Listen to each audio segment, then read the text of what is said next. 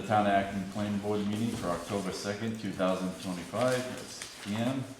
All stand for the pledge, please. Allegiance to the flag of the United States of America and to the republic for which it stands, one nation, under God, indivisible, with liberty and justice for all.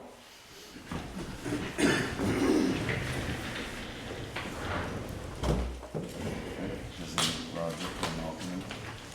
Tonight. Did you guys get a chance to look at your September 18th minutes? I just have one comment. On the new business, second paragraph, fourth sentence down, should be alterations instead of altercations.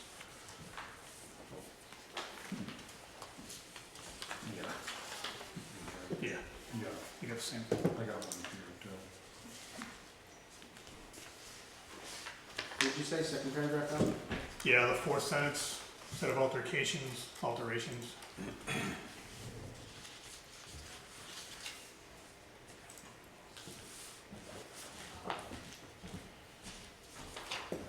You said there was another one? Yeah, I got one in the first paragraph.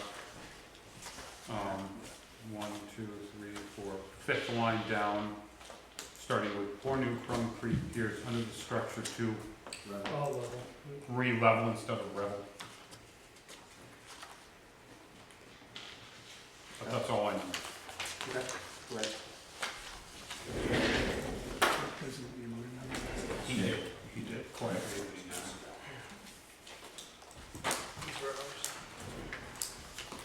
And you were present.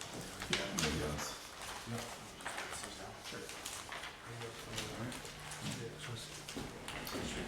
I'll make a motion, we accept the minutes from September 18th as corrected. Second that? All in favor? All opposed?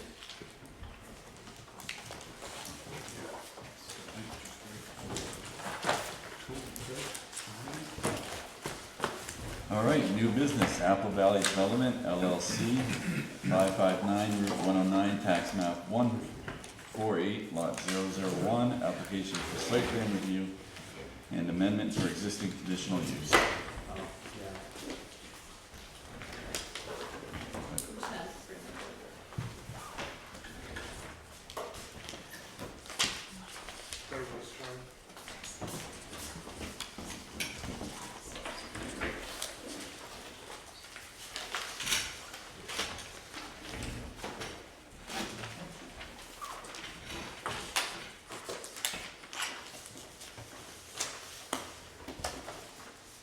All right, good afternoon, good evening. My name is Kaylee Gullickson. I am a civil engineer with Sebago Technics, and tonight I am presenting on behalf of Apple Valley Development LLC to present to you the Iron Tales expansion project.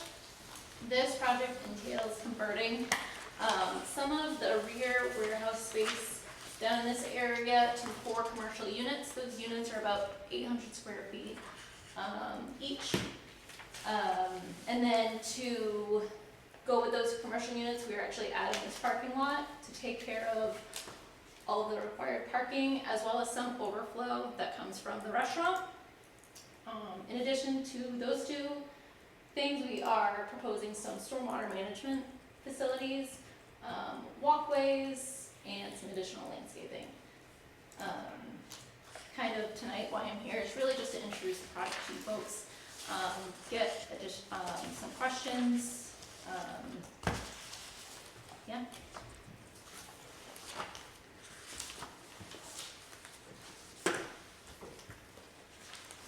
So that's gonna move that fence, right? That's already there, the existing fence? where The parking- existing, no, the fence is gonna stay. Okay. Yep.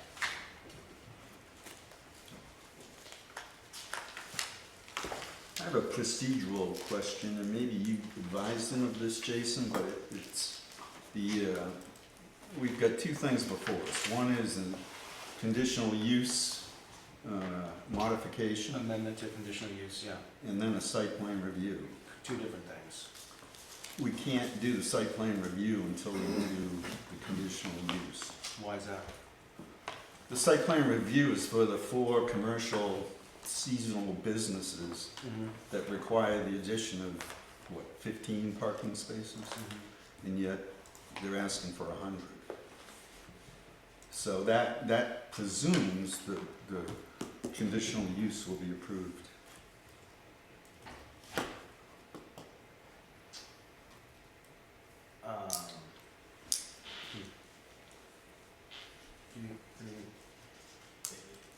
These kinds of things are often done concurrently. I think the applicant does need to recognize that if the conditional use is not approved,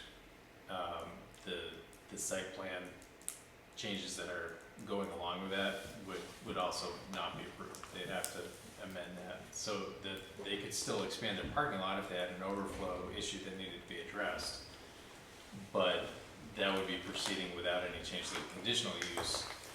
And I think the other thing that should get clarified too is what the approval for that conditional use was, and what the existing site is, a little more background on what the specific change is. I think that the conditional use had to do with, at least in part, outside entertainment to the side of the building, and it looks like that's being repurposed. That space is not going to be used for outside gatherings, or it looks like parking is part of the change. So the outdoor gatherings are more over here, but again, that's more of the conditional use, which is a different matter. We're not really talking about it in this application. This used to be just wooded, or currently is more of a wooded area. That's going to be converted into the parking lot. I guess, does that answer? Well, but again, you wouldn't need all that parking if the conditional use to go from 300 to 600 capacity is not approved. So this is really outside of, what their scope is here for the site plan approval. As far as the other piece to this, looking for you were talking about a conversion of space, sir? Yeah, What are you Ben referring to? Smith, North Star Planning, I'm the Yeah. town's contractor. Okay. So I know that the most recent approval for the site included the addition of fencing and some outside entertainment areas, seating and music. Yes, And parking. but this area has always been, let me, Closest to you. yeah. That's the forest, it's forested right now. Okay, yeah. This area has always been used for parking in, and out in here. So, is that what you're referring to? Because this up here is the stage, and this is where generally people gather in this area here. And as far as the additional parking, that is in an effort. Many times I have large gatherings, and I rely on the fairgrounds for additional parking. And I'd like to avoid that because as going forward, the fairgrounds is not always available. And I want to be able to provide on-site parking and not burden roadsides and adjacent properties. The last time I had an event, I had contracted with a couple of other properties and rented shuttle buses to run people just beyond, over by Goose Pond and then down below, off of East Shore Drive. How many people attended that event? Oh, if you're in and out all day, I would say somewhere, for that event, it was probably somewhere around 800 people. And I had a Were mass you gathering. required to get select board approval for something that size? I did. Yeah, I had mass gathering, and this is what's become an issue, and that's why I'm here also, is because, the mass gathering ordinance it needs some work, in my opinion. Because I regularly manage, large crowds on a regular basis. And, when required or when necessary, I have police out there on 109. I hire EMTs from the fire department. I did that not too long ago. And I've done that, I think, 3 or 4 times over the course of the summer here, when required. And then I have the additional, porta potties and everything required to manage that amount of people. Back in '22, when we approved the change to move, add more parking and go to 300, and I would like to see this, by the way, the conditions that we put on that approval. We have the actual plan and the conditions are in, Are they in this? Yeah. maybe they're not in I Dave's. just said this. But anyway, my point was, at that time, you anticipated 10, and the next year, or maybe that summer, you anticipated 10 large events. And through the discussions, you backed that down to, I don't remember exactly, I think it was 5 or 6. And so I want to see what those conditions were and what's been happening. I mean, that's one thing I think we need to go through. And see what's Absolutely, been- and that's why I'm here, because, I mean, my business is growing, and attendance is growing to, for the events I do. And here I am, looking for more space, because I had, each season since that approval, I had come before the select board, and then it came to be, well, that's kind of not the select board's issue, and it was recommended to me that I address this board to make amendments to the The select board asked you to do that? Yeah, well, they said that they don't want to do this anymore because it's kind of not their responsibility. You folks, as I recall, you folks directed me to go, file, do mass gathering permits Yes. before the selectmen. Yes. And that's, my understanding, that's how it's supposed to be, but, Now they don't want to do it. He was pointed to come back here for an amendment. Well, I want to see the conditions. I just passed, Andrew can keep on passing it down to you. Oh, okay.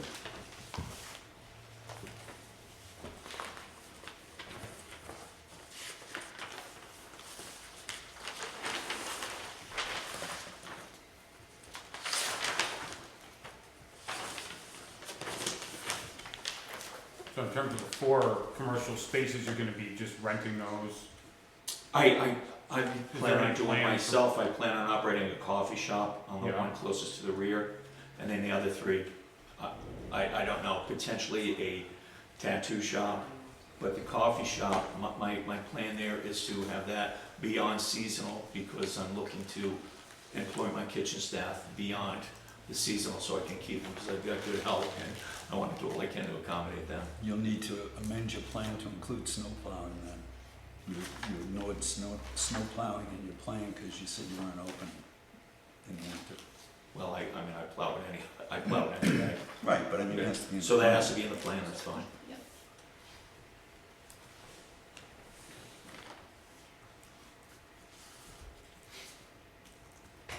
So you got plans for one of the 4, but then, and the other 3 you'll probably just rent or lease out to people? Yes. Yeah. Yes.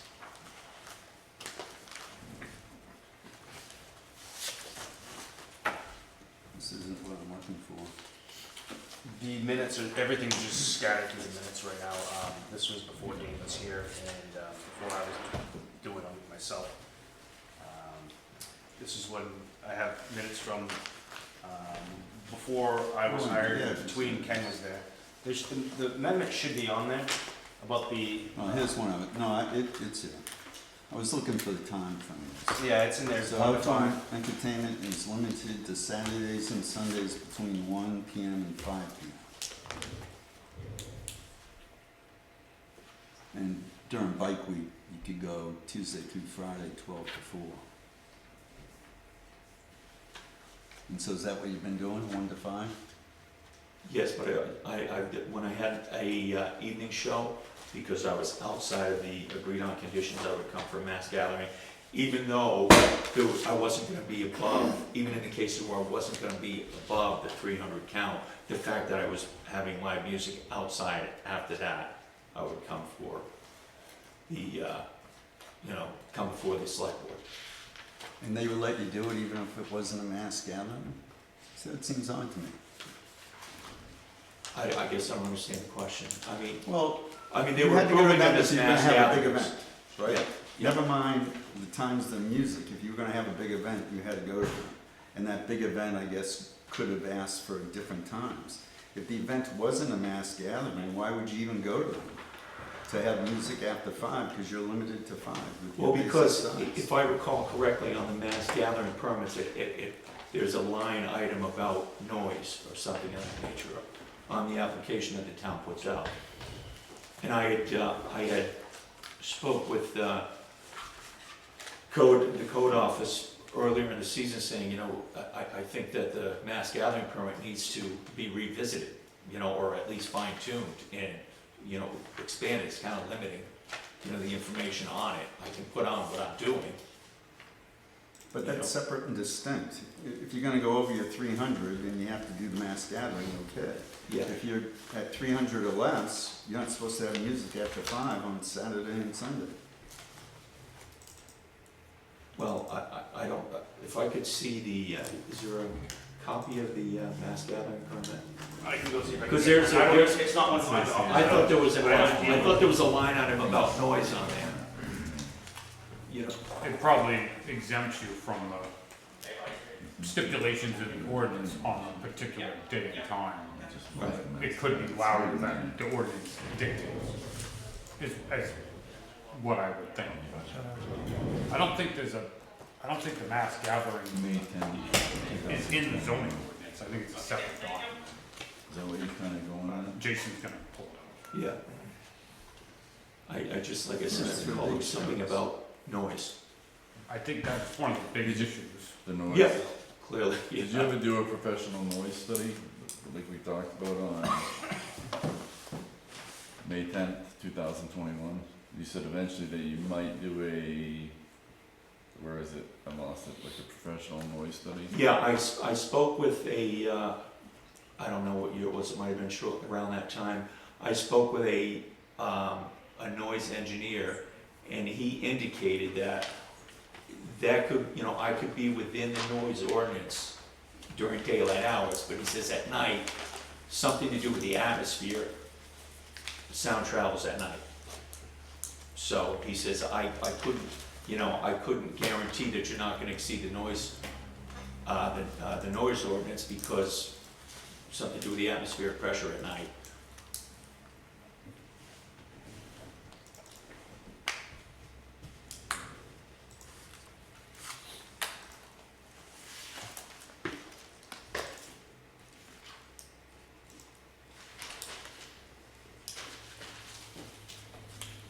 Was that what you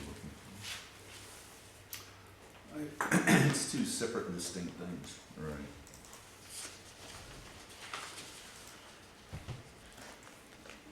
So John, you think we should kind of look at the parking So- first and then go from there, sort of thing? So- I think we should look at the amended conditional use, because if we don't approve going from 300 to 600, doubling his size, then the parking's not gonna happen.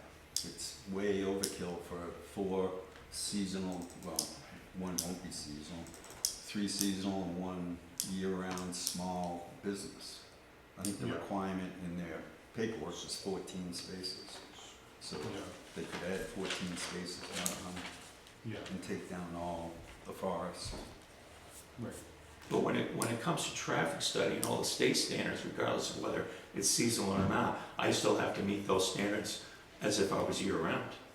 Right, so you have space right now for your 300. Right. And you need to add 14, I don't know, you may have had, we'd have to look at this, a few extra spaces. The 300 is a number that was assigned by the state fire marshal, that's for inside the building. There is no state standards for occupancy on the outside. I'm You know, not and I'm suggesting, looking, I'm looking to, you know, on a sunny day, I'm gonna have people outdoors primarily, and that will exceed 300. Like I said, I'm trying to accommodate the necessary parking. I mean, you know what goes on down there. I'm sure It's an event facility, you know, I'm sure do. between live music and motorcycle-related events. But the point is, inside and out, you were approved for 300.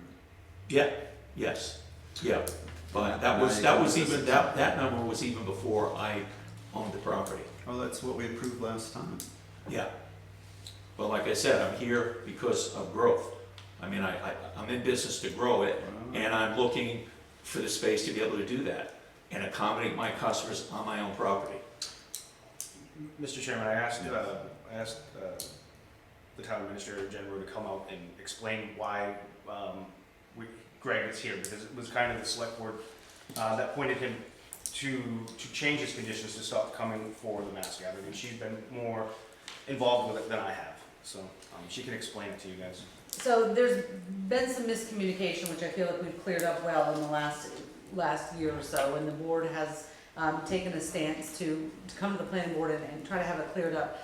The mass gathering ordinance that the town of Acton has is extremely old. It's been last updated in 1981. It talks about any event over 250 people. Now, the planning board set the guidelines for Iron Tail. The Board of Selectmen can't supersede that. They can't, with a mass gathering permit, trump the amount of people that the planning board allows. There's nothing in here that allows that. There's some miscommunication in the last couple of years. He was applying for it, but the board has no authority to go higher than the 300 people that you guys have set and the hours that you've set. So this year, when it came in for mass gathering, we reviewed his permit through the planning board, and we reviewed what this says, and Greg was told to go back before the planning board, because if he wants to change the hours, or he wants to change the amount of people, that has to be set through your conditions. Correct? That's where it was left. So the select board don't issue mass gathering permits to somebody that has conditions set by a planning board. These are designed for weddings, or one-time car shows, or those types of things. You set his regulations. We did, but the discussion was he was gonna have, he wanted to have events above what we said. And so we said, fine, but you have to go and get permission from the select board. So I guess I'm not understanding, so the selectmen can't, I mean, if you set 250 people, I mean, you have to set the conditions, and Ben, you can, correct me if I'm wrong, but if, maybe you say, 5 events out of the year, you can go between 300 and 500 people, but our understanding from legal is that we can't, get involved in the decision the planning board made, and that there was no authority for that action to insist that he get a mass gathering to even happen originally. Well, then he shouldn't have had any over 300. Well, and we're going with the stance that he hasn't, or that if he did. Oh, he hasn't. Well, that's not, I mean, we don't, that's an area that, the code enforcement, he enforces the planning board. The events that he thought were gonna be right around there, from the selectmen's point, he brought law enforcement in, he's brought fire and rescue in to have them on site, he's done everything he can. And remember, it's at any given time, his establishment, as I understand it, they come and go, so. But that's, that's an issue that's not really up for discussion tonight of what's happened in the past. He's here because he clearly wants to have more than 300 people, and it's up to this board to decide if that's gonna happen or not. That's as I understand it. Ben, Jason? Sure. And as I said, I've been there since 2011, and obviously anybody in business or intent is to grow. When you're done growing, you're all done, period. How many are you allowed? I guess there's no number inside the building from the state? There is, yeah, 300. 300. And So that's what where I happens believe when that you have 300 all came these from. extra people? My concern would be, what happens if you have all these extra people, you get downpours and stuff, they're all gonna flock inside. Well, Then you're over your number inside. Then it's a safety concern. well, You know what I'm saying? I mean, I understand what you're saying, that, but And all I can, there's a 5-year plan I have in mind, and I, plan on, I'd like to put a pavilion over that concrete pad, but I mean, that's all time and money. No, and I understand that, but it's just, you're putting your 300 people inside, or let's pretend, that Of course. 300 people are inside, you got 600 people outside, it starts pouring out, they're all gonna come in, and then it's just gonna be just Well, not a good time for anybody, even for you, or your In security. your mind's eye, but, if you're familiar with my place, there's barn doors that are wide open, they're open here, all season when I'm open, and there's, in and out all the time. And for, and 300 inside, I can comfortably accommodate. I always thought I should be able to have more people in there from other facilities around the state I saw, but that's a whole other battle with the state fire marshal's office. Right. I mean, I got a lot of building there, it's all sprinkled, accessibility is wide open. you know, there's not very many limiting factors or hazards, you know, when it comes to it's raining. You know, people that ride motorcycles, generally, if it's raining, Well, yeah, but I- I've it's seen quiet. storms, whatnot, come through. yeah, of They're always course, go inside, you know, you gotta think. yeah, there's always what ifs, there's always Right. that, you know, that perfect storm, if you will, Yeah, you know, recipe, I mean, sure, it's a possibility. right. But I mean, you know, take the fairgrounds for instance, you know, when they have their events over there, I mean, that's unlimited, there's nobody counting people at the door, there's no, you know, it's a lot of open area. You know, I'm not comparing myself to the fairgrounds, but I mean, I have events, they have events, and, you know, I don't know what kind of restrictions they operate on, they've been around a lot longer than I have. And, you know, I know it's, you know, near and dear, you know, the fair's near and dear to this community. And like I said, I'm just trying to better accommodate the business that I'm doing. You know, and keep, you know, not having to rely on adjacent properties, especially for the parking.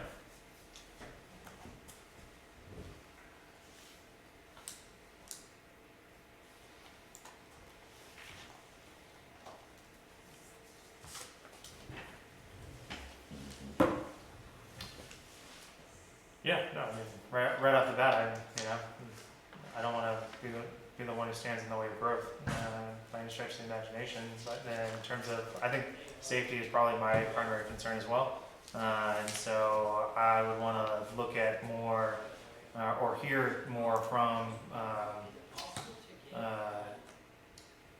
the professionals who can basically accommodate, come up with or deliver us with like some type of standards with respect to amount of area per number of people accommodated, not just inside, but even outside in a contained area, Yeah. to kind of give us a better idea of standard and give us kind of a rationale, so that we're not just picking numbers out of a hat Right. with respect to like 100 versus 300 versus 500 versus, you know. I went through the same, what I'm going through now, I went through the same thing when I was managing Bentley's Yeah. down in Arundel, and that was back in 2007 to 2010, when they were when they were growing. Mhm. They had a limited number of people they could have indoors.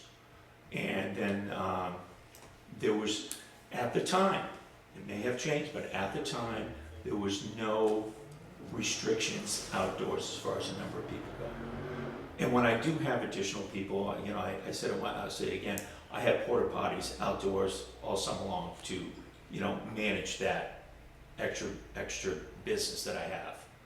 And also, in the case of big events where I do have the fairgrounds as additional parking, I pay police. And then, as of this season, I've used it was recommended to me by the Board of Selectmen that I include medical as well. Okay. You know, and I mean, I have a good relationship with both organizations, and I'm not trying to pull no punches, I'm trying to be on absolutely. the up and up. I'm up for standardization, so like, somebody can point me in the right direction. Is there something I missed in terms of like some type of standardization document with respect to large mass gatherings here in the town, in the fairground? So that's one thing that they're gonna be working on here, because as you heard Jen was saying, that their adoption was in 1981. Right. And so she said that, you know, when she had said that it was my job to enforce our standards. So the thing is in the things it says they would go for mass gathering. So there was a lot of confusion between this, what was set between legal and between the select board. Mr. Martinez was doing what he was told to do. I was following what the planning board had set for. So it wasn't that I wasn't enforcing or you know, saying, hey, you can't go over your limits. It was, you know, a lot of this has just come about in the last month. And so it's just, Yeah, it seems really interesting. it's just a kind of a mess of a situation right now. Yeah, it seems really interesting because I would think anything, like John, you were saying, anything inside the 300 number should just be like carte blanche. That's Within no, the like, hours no that problem. we You don't need to established. come before us at all. Kind of deal. Within the hours we established. Within the hours that we established, it seems like you're doing the right thing, in my opinion, and that's probably a discussion for us to have, is that anything, inside, outside, whatever, beyond 300 requires a permit of some kind. Well, that's what, apparently we assumed wrong, but again, it was a finite number. I think you suggested 10 in 2022, and we thought that was a bit much, and I don't, it's probably in the minutes. I'll go through and find it later. I think we got it down to about 5. We thought you'd do about 5 that, and we said, okay, for those 5, you gotta get the mass gathering permit from the selectmen. And now, what I'm hearing that has morphed to is anytime he wants to do something at night, he's relying on the mass gathering, which they've said, don't come to us, it's a planning board thing. So you've kind of expanded what you've been doing in this gray area between what we said in 22 and what's been happening with the select board. And if you go back to the hours we established and to that time, that was because of the noise issue. That was a huge issue with people. I mean, that was frankly the big issue in the public hearing. And it was a Zoom thing, if you remember, it was Right. COVID days. I'll never forget the nun who was Sister Lambert. who was bemoaning the noise. And so that was a big part of the discussion, the height of the wall we talked about, to see if that would kind of dampen the noise, which the experts said it really wouldn't. And then we Yeah. relied on a bunch of the trees that would help too, and now it looks like a bunch of those would go. Yep. So, it's not just safety and the size, it was about, the good neighbor stuff, in the area. It was a big issue back then. So to maybe take what the town administrator was saying about the difference between site plan approval and a mass gathering, and I'll speak generally because I haven't reviewed the mass gathering ordinance for this discussion.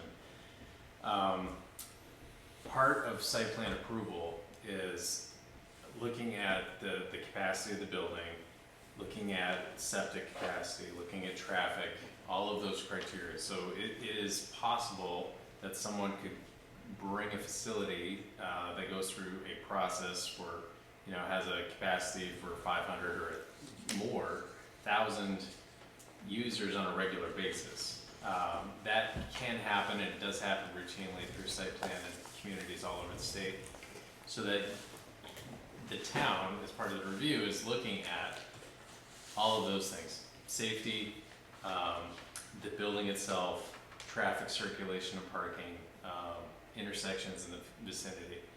Mass gatherings are for those one-off kind of events, those less frequent things for especially facilities that have not gone through a planning board site plan process, like a barn that wants to do a few weddings a year, or a big concert that's going to happen in a place that normally doesn't have big concerts. So that's really what, is almost like a one-off kind of site plan process where they have to make accommodations for traffic safety and how are they going to deal with septic and that kind of thing. So I think if we're talking about an application here to amend a site plan for new capacity, more people on a regular basis, I think that's an acceptable thing for the board to review. That's appropriate.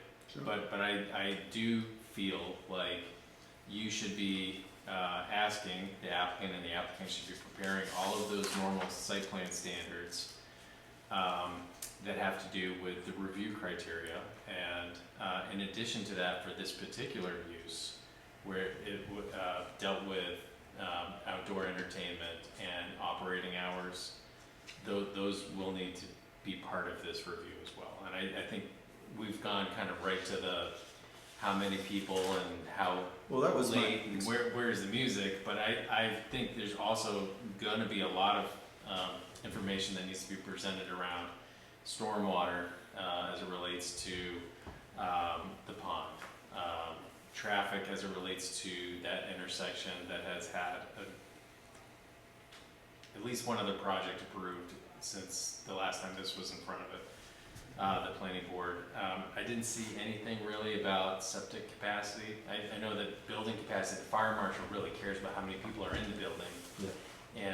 And I heard you say, well, you know, we're not really regulated as to how many people are outside the building, but there are constraints around that, primarily wastewater and traffic that need to be part of the review as well. Yeah, and they provided a lot of that. There's some things like the septic capacity that I didn't see when I went through it, and there is, but that goes back to my original procedural question, right?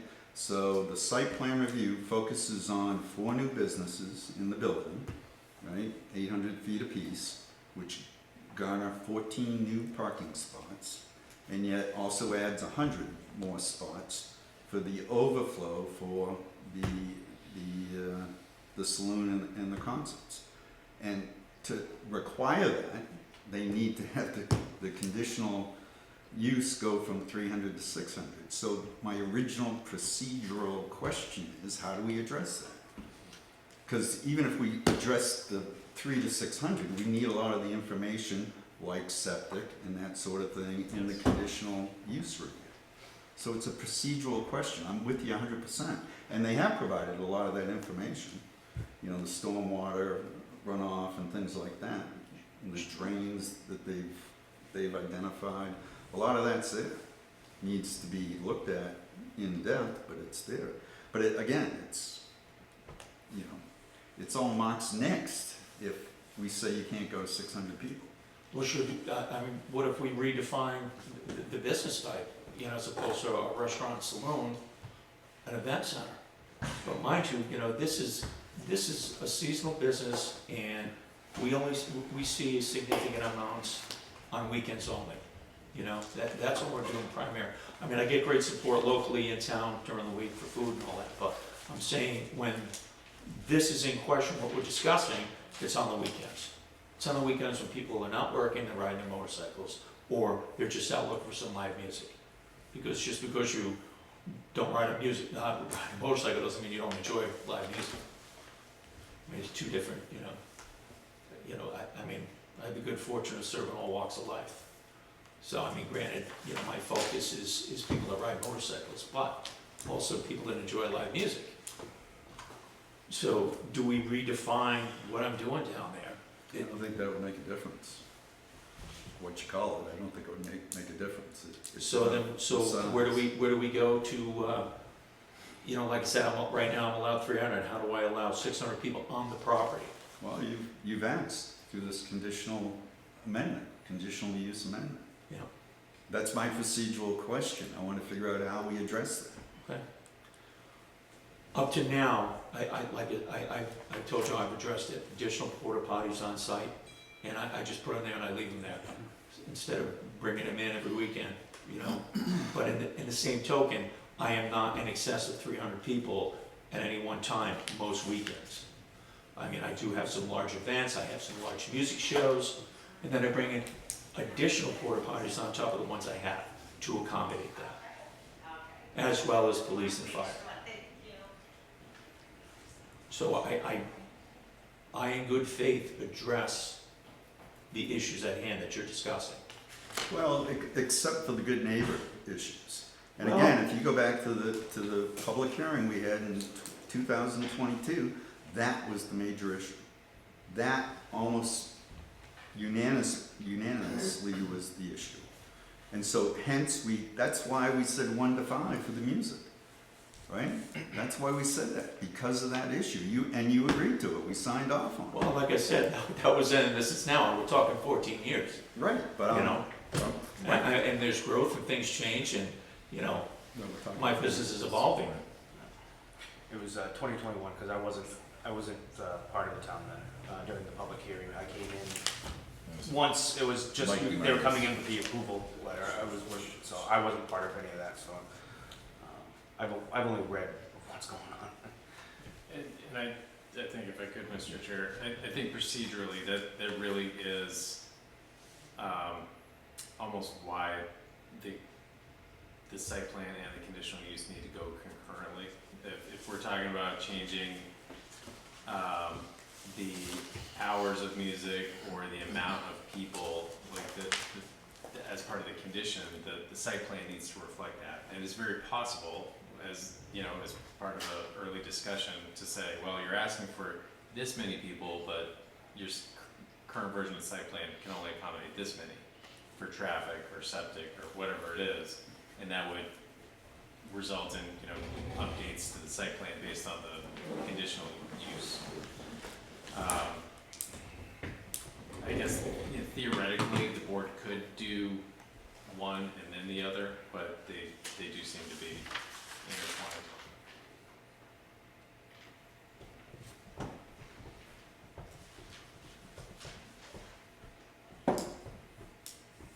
Say, if I could, the parking, to say, yes, I think the required, commercial spaces, I think they require 25 additional parking spaces. We are adding, about 75 more, but we can still add parking even though we have the required amount. So yes, it is up to the board to approve it. To say just, they might run concurrently, but it's still kind of a separate application, and even if the occupancy doesn't grow with inside the building or what you guys approve, we can still propose additional parking, which is kind of how we've gone about this. Like approve the parking lot by itself, like don't even think about an increase in number of people. But they don't need it for their current 300 people. Right. I need it for the amount of business that I do now, though. Right, which And like I is said, I'm beyond trying to keep people. what's approved. Well, Hey, I'm with you. and here I am, and here I am. Right, You know, exactly. and also, let it be known, I try to be a good neighbor, okay? Right. This community is important to me, and I'm in it, you know, so, you know, I make an effort to be a good neighbor. You know, probably not everybody loves me, you know? And it only takes one, unfortunately, but.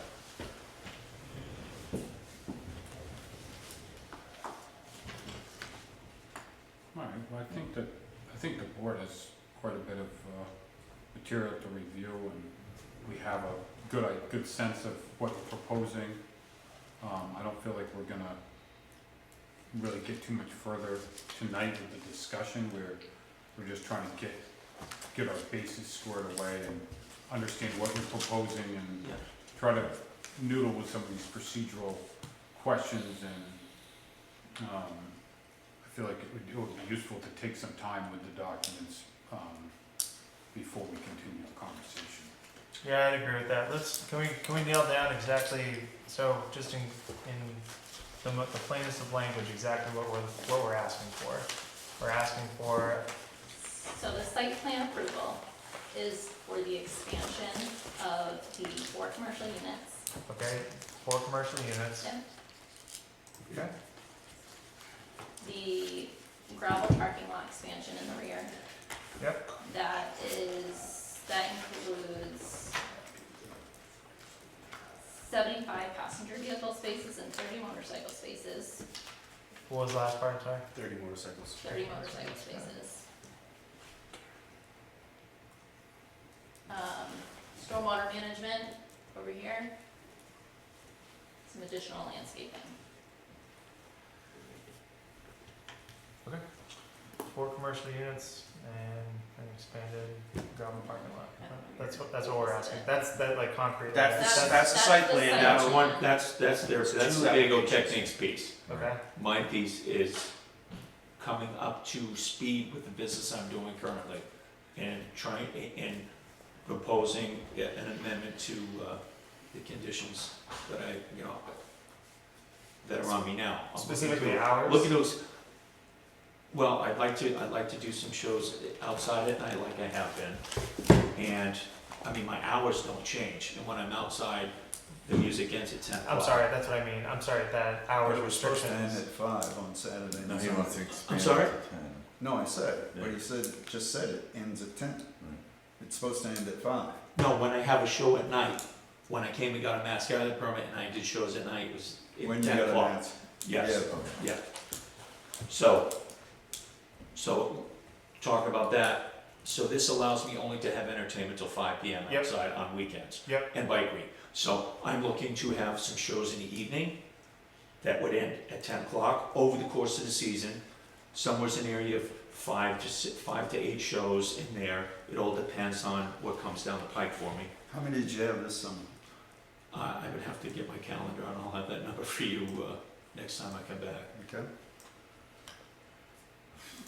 Okay, you'd like to expand your hours, your allotted hours for shows up till 10 o'clock at night, Yeah, throughout the summer season.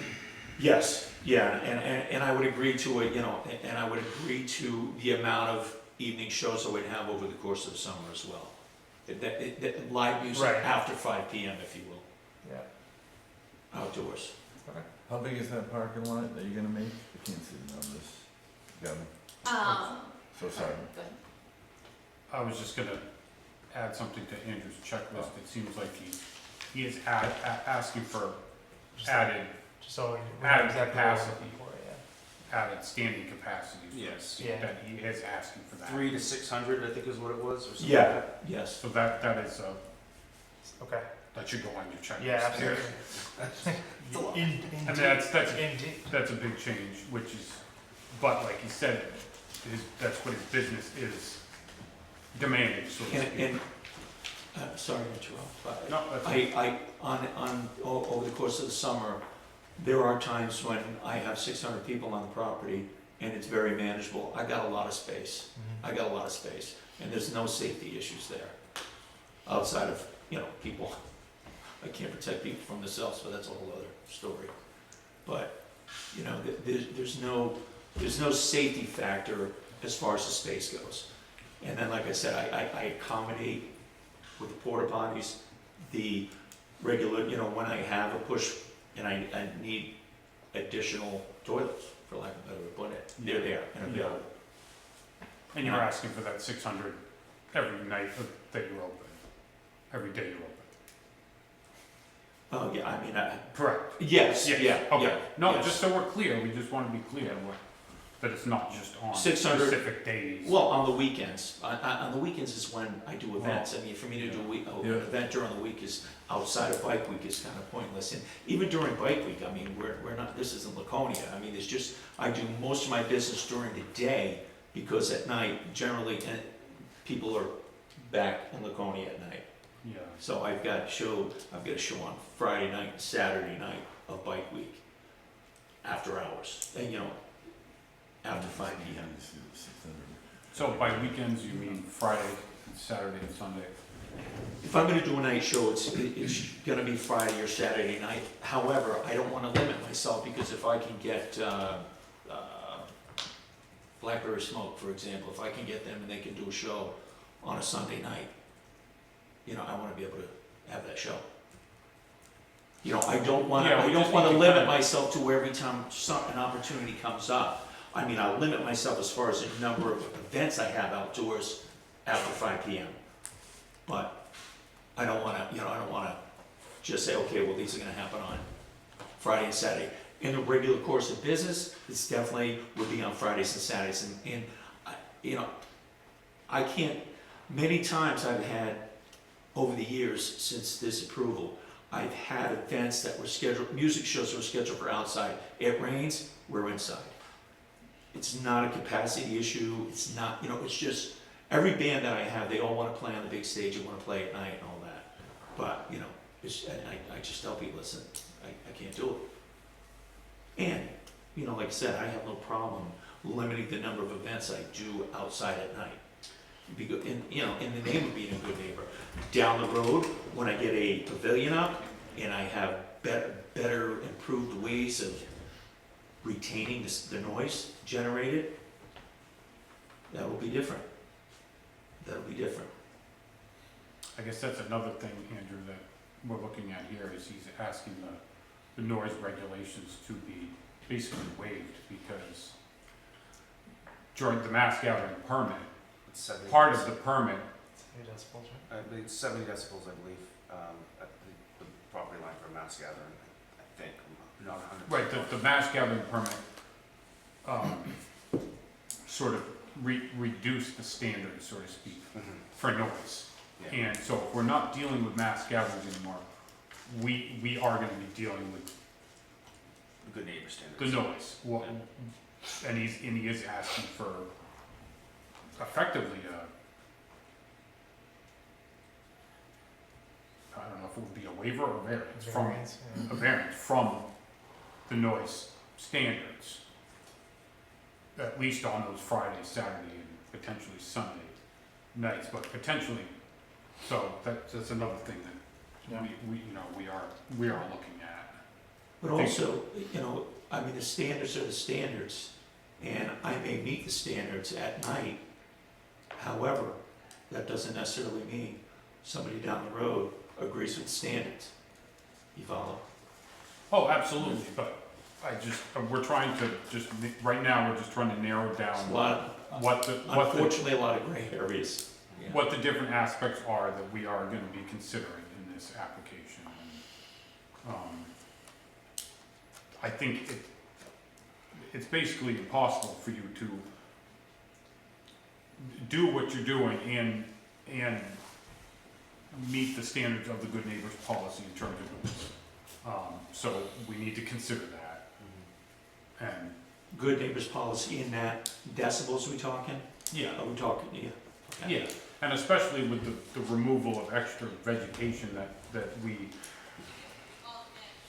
we're using That as helps, buffer. that helps. Yeah, Buffer and sound. the fact that the trees were gonna be growing to potentially, add buffer as time goes on, as opposed to now removing the buffer. So that these are just the aspects we're noodling with here. If I could count on the fairgrounds to always be available to me, I probably wouldn't even be here. Yeah, well, it would be interesting to maybe talk to somebody from the fairgrounds, but at the same time, when I think about the Renaissance Fair being there 3 weekends, Yeah, that it's gonna conflict with your schedule regardless, so right. I see Yeah, I see where we're at. Yeah, and I mean, the fairgrounds have been very good to me, and, had I known that I could book out the fairgrounds on certain days for the next 8 years, I would have done that. But I didn't know that was a thing until the Renaissance Fair. And they're booked out, I don't know how many more years. Yeah, And, I'm glad for their success, and they really don't bother me, except they hurt me when it comes to parking. yeah. Like I said, this year I rented 2 shuttle vans. I used the Pear property and then the Quimby property, just on the far side of, just beyond Willie's, coming this way. And they're friends of mine, I had got them insurance waivers, and I was trucking people, Yeah, so I mean, and in terms of using the fairgrounds itself, all this pedestrian traffic across 109 isn't ideal. no, and that's. Everybody knows yeah. that. And that's why I hire police. Yeah. And I've got the receipts to prove that, when I've got an event going on and I'm using that parking lot, especially at night, I think it's critical. And all they do, they just sit out there, it's command presence with the lights flashing, and people slow down. If I could pay them to be out there every day, all day long, I would do that too, but that's, I'm pro-police. I used to be one, and, their presence is important to me. Very important. All right, so I think. So while we have Kaylee, is it Kaylee? Yes. While we have her here, and for the site plan and any questions you guys have for the engineering aspect of the parking lot, anything like that, I understand that there's a lot to digest with the amendment to the conditional use, but there's also the site plan review for the stores and the parking lot. Well, I mentioned the snowplow thing, if you're gonna, Like snow storage, like where the yeah, snow's gonna be piled. that has to be part of the plan. You plow it anyway, but it just has to be Yes. part of the plan. Okay, And there'll be some discussion on your, storm water runoff drainage. There's a part of your plan where the actual runoff increases just a little bit. .01, And- I'm pretty sure. Your opinion is that it's okay. And at least for me, I'm gonna want more than your opinion to show, that in fact will dissipate correctly. You know where I'm referring to? There's a couple of places where, given the existing soil, you guys make the statement that, even though the model says it's gonna increase runoff a little bit, Yep. you believe it's okay. And so I would poke on that a little bit as we go through it. So, I say I can give you a brief kind of explanation of why we say that, if that would be helpful. So the soils out here are very fast draining, they're gravelly soils. When we model these sites, we take an existing conditions plan, we model what it does before, and then we model what it does after. And this model comes up with a theoretical number, very perfect number. With this being a 12-acre site and the gravels being so well draining, that .01 isn't gonna reach the property line, is what we're saying, because of how well the gravel soils are.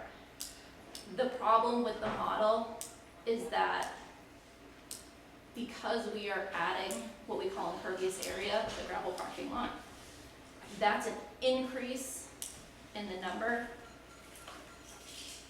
The problem is the model doesn't really understand that because the gravel soils are so well draining. That is just, it's seeing that there's an increase in the number from the pre-development plan to the post-development plan, and it's saying, oh, it's going up. And no matter what you do, you are gonna have a really hard time solving that. So we added a huge amount of storage. This plan actually doesn't even require stormwater management for treatment. We're just we're adding the treatment, but it's really there for detention. So all of the drainage actually from the existing facility that didn't require anything is going to those two basins. So we're doing that in an effort to bring down those numbers, and that .01 is just, it's gonna be very hard to get rid of that .01. And in our professional opinion, that .01 is kind of non-existent. What would you have to do to get rid of it when you say it's very hard? I'd have to look in the model again. I don't exactly know. That'd be a question I'd ask. Okay. What's it take? Reduce the size of the parking lot. That could be part of it. But I guess does my explanation make sense? We'll talk more when we get there. Okay.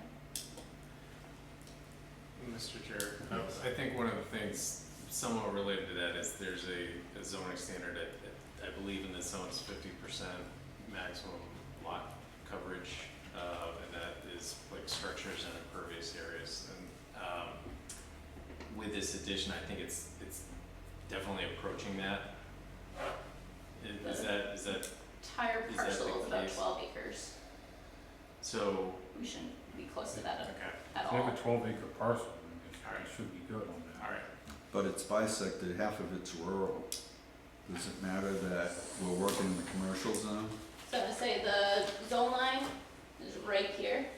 The teeniest part of this proposed parking lot is in that. Other than that, there's no impervious area within the rural, so. I mean, the 50% calculation, is it based on the whole 12 acres or on the commercial area that they're developing? So I have a maximum lot coverage for non-residential uses, 30%, except that 50% is allowed with 100 feet minimum side and rear setbacks. That includes a 25-foot vegetated buffer. That's for commercial A, which I believe is the zone in which that one is, and then I believe we're in rural district, which allows for 30%, up to 30%, I believe. Hold on a second.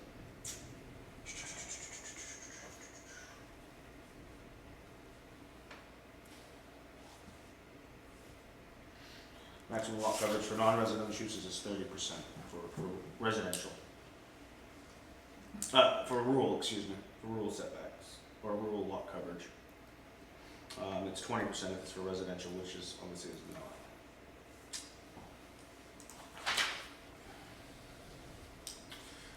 But it looks like everything but the stormwater retention ponds are in the commercial A zone. Correct. Because how we viewed that was the whole parcel, looking at the coverage on the whole parcel versus looking at it per zone. Yeah, that's the question I asked. I think that's right, I was just checking the Mhm. experts. This is just in Wells, beyond if you have a commercial development in Wells, you're allowed to pick up an extra 100 feet into if it's on one parcel. We have 50 Is that feet. allowed in this? We allow you 50 feet with approval as a conditional use. We've done that in the past for other projects, but it's another application type scenario. But yeah, you are allowed to encroach into that other setback by 50 How far feet. away from how far away from the actual zone line? All your development, except for the stormwater, is inside your commercial zone. Yeah. Except for a little corner. Except for a sliver. The ponds, the stormwater is all vegetated area. Will be vegetated area. It is part of the commercial.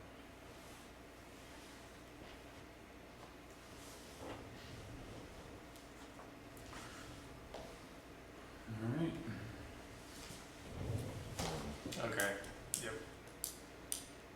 Alright, I follow.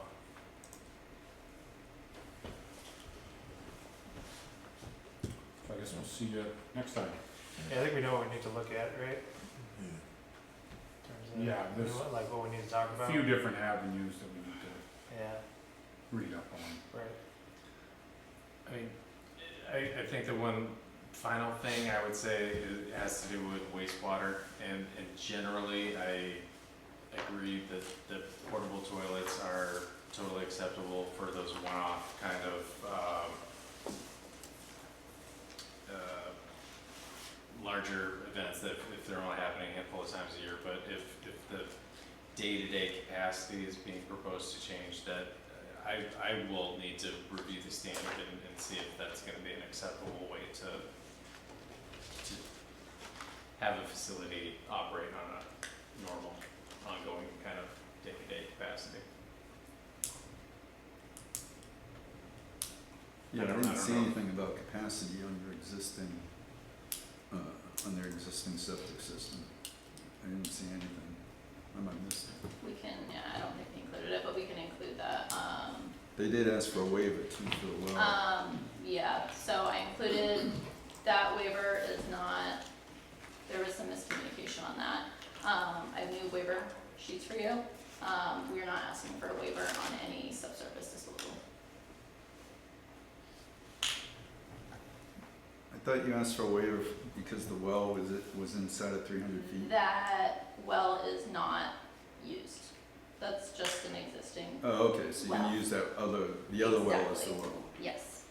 So there's no waiver being asked for. Okay. I did drill another well and put another septic system in the service, off the coffee shop there. So those are in place, although I don't know when I'm gonna complete the coffee shop if ever, but that infrastructure is in as of this summer.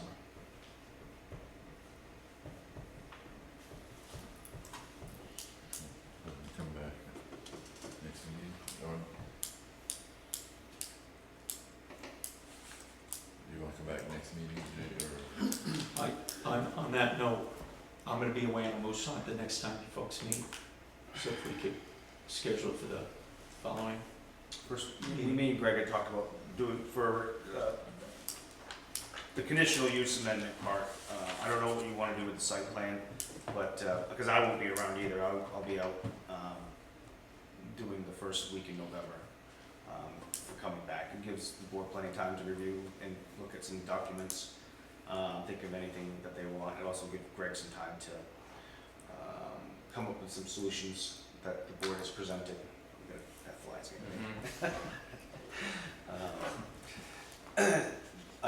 But it's up to Kaylee, and if she wants to come to the next one and have discussion about it, or if you guys just wanna keep on going with the same, you know. Well, wouldn't we have to start the process and say whether we've got a complete condition review and whether we have a complete site plan review? And then that triggers the whole timeline? Timeline, yeah. Wouldn't that be the goal of the next meeting? Right, we'd have to vote to accept the application, Yeah.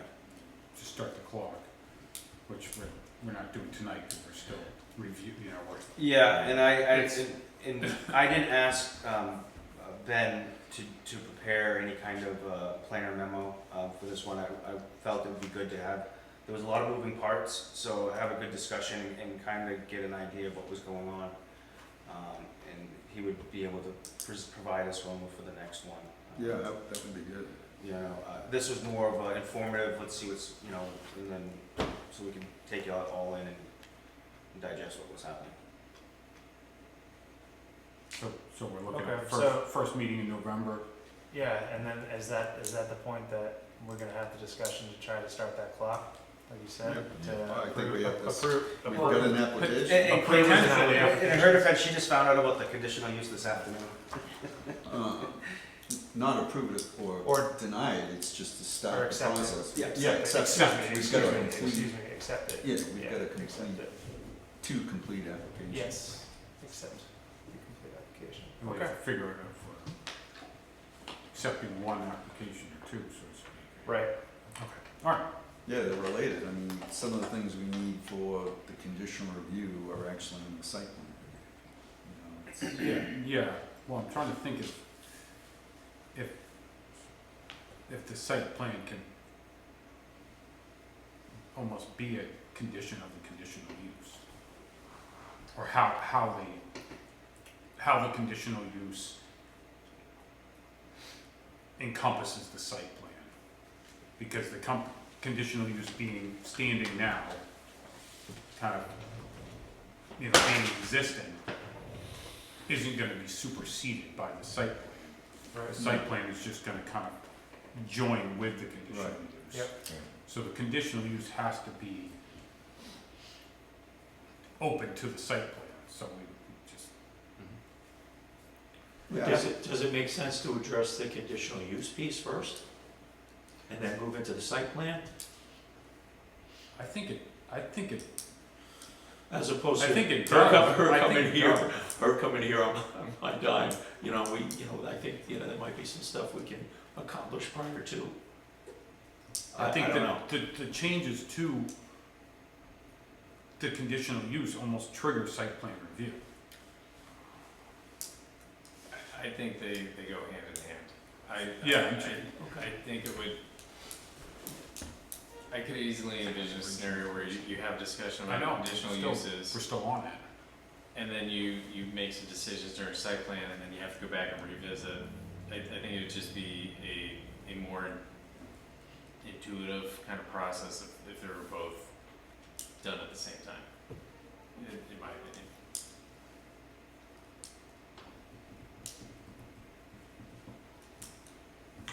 Yeah, there is quite a bit of verbiage about changes to conditional uses in the ordinance that I wanna read. Yeah, 25% more growth and some others, if you have a few things. Yeah, because, so, Say that again, 25%? it's on page, If they do page, growth of 25%, it would require, and it could just be structure or something like that, it requires them to come back in to the board, because he could do some amendments to the building without having to page 92. go in front of the planning board, but any change of use or growth of structure of more than 25% will require him to come in front of the board for approval. So, you know. There's no growth of structure, as you all know, you know, just changing warehouse space. Right. And that's, the change of use is what's triggering the site plan and the parking lot and stuff like that, but,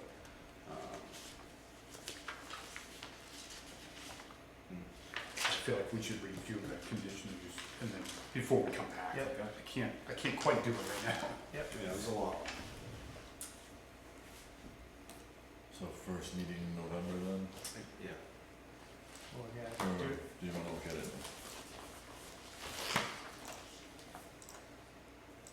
I think that makes sense, Yeah, first meeting in November, yeah. Okay. considering Jason and Greg aren't gonna be here for the next meeting, which is kind of substantial. And we need time with this thing, I mean. Sure. Okay. Sounds good. We'll see you then. First. Thank you. Thank you. Jason, here are the Yeah. papers. Thank you, we Yeah. appreciate it. These, Sorry about the confusion, guys. she provided these so that we could just slide them in the booklets that we have already for the waivers. Instead of printing up a whole nother book.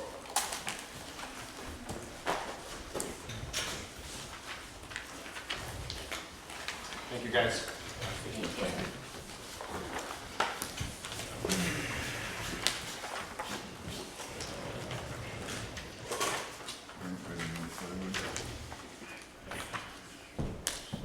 I got a couple extras, get back to Jason, we can put them in other people's folders. Yeah, we have some, thank you. All right, next up, we're gonna move to a roundtable discussion, North Star Planning overview of zoning ordinance, overview of framework, style, and planning for consideration. Do I need to put that on screen or? I don't know, do people have, Okay, I'll put it up actually, because I think I sent it by email. Gavin got a paper copy.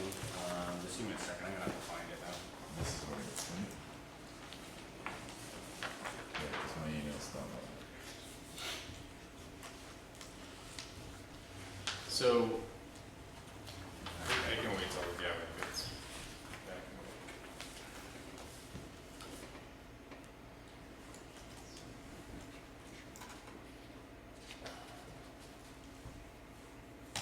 Permission to address the board?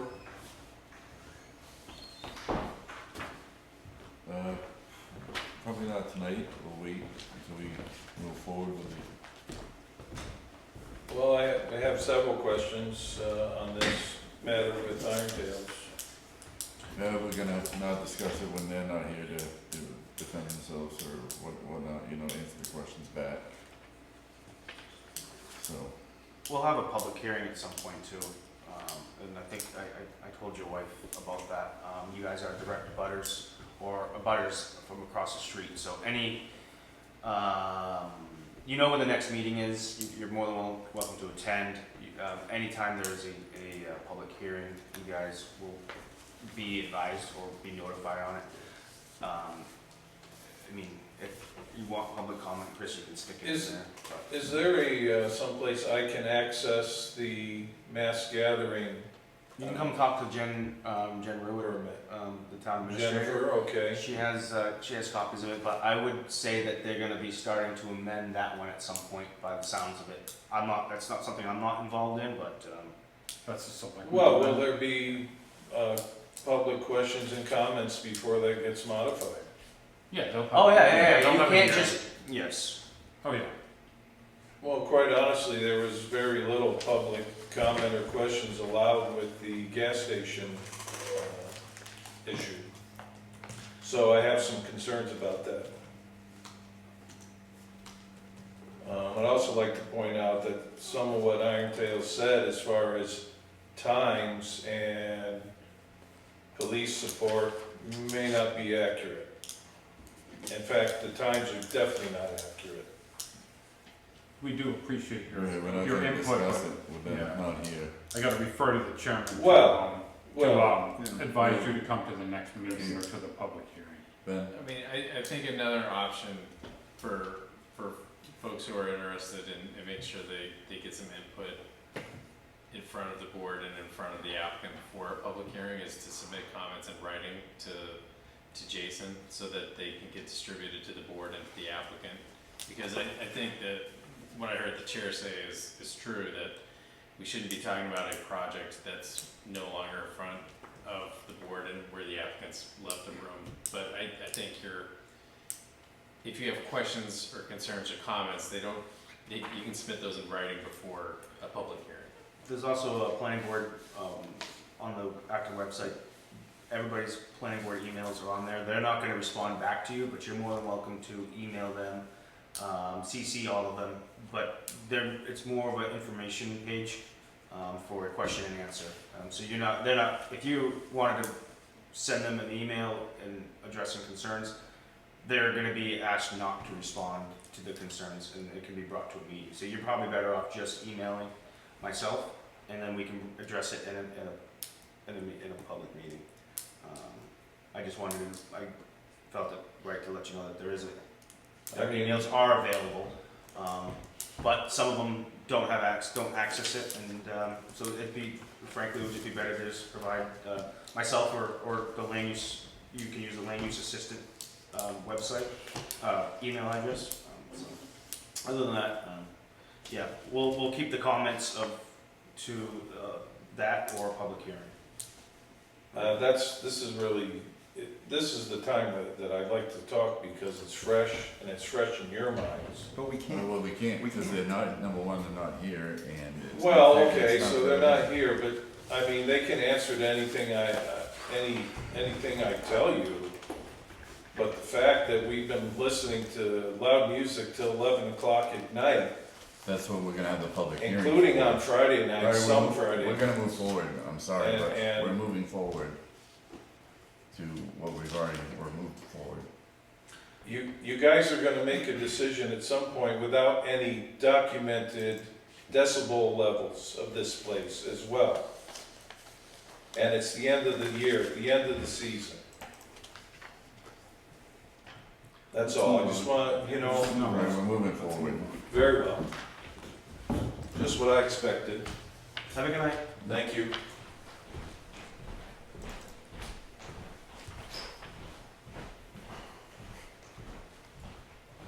Well then, we can continue. Okay.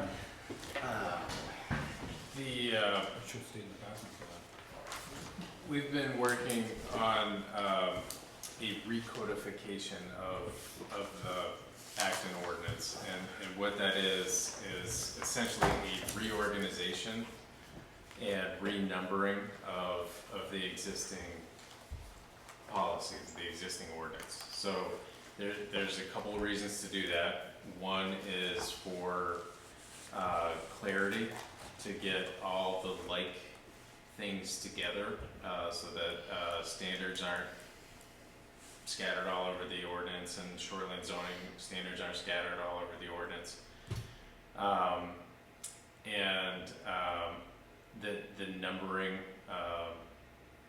in particular with Acton's current ordinance, often ends up being like 5 or 6 numbers long, and this kind of exercise allows you to simplify references to those ordinance sections and find ordinance sections easier.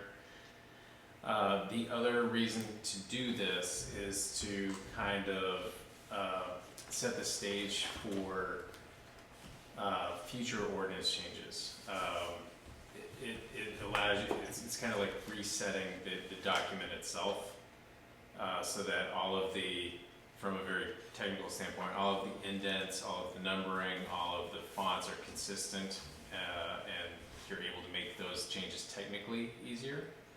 But you're also going to see, I think, as you go through this, spaces where maybe the town has conflicts, internal conflicts in different sections of the ordinance, or just gaps. And hey, maybe the town does need standards in places that you really don't address.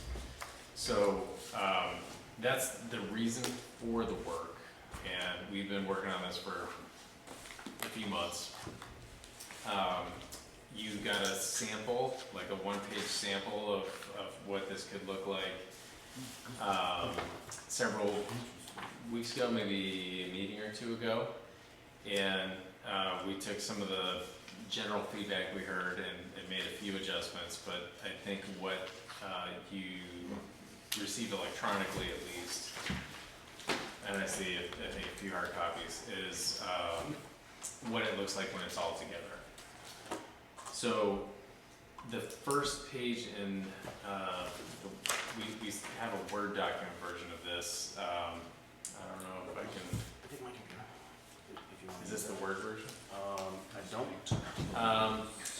It's a little bit of like a user guide. It has like how the technically how the Word document is set up at the multi-list level is set up so that you when you add sections or redo sections, the people who are keeping and tending this ordinance and maintaining it over time will have some instructions and understand how it works as a simple Word document. And then it lists the kind of like the fonts and sizes of the fonts that in each one of those, section, subsection, and so forth. So what you have up on the screen right now is the ordinance section.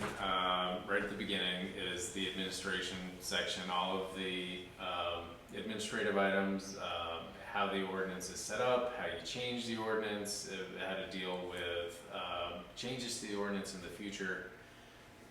All of those things that you would typically find at the beginning of the ordinance. I would be happy to not walk through the whole thing.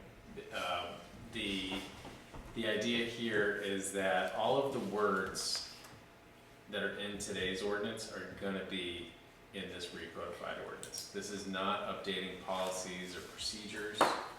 I got a question with that, Ben. If you don't mind me jumping in. Yeah.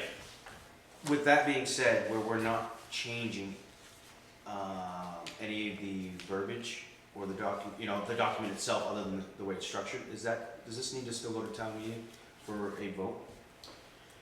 Because is it considered administrative or clerical, or you know what I mean? Yeah, I would defer to the town administrator. Generally, yes, it would. Yes, I think yes. Yes. Okay. I think it does.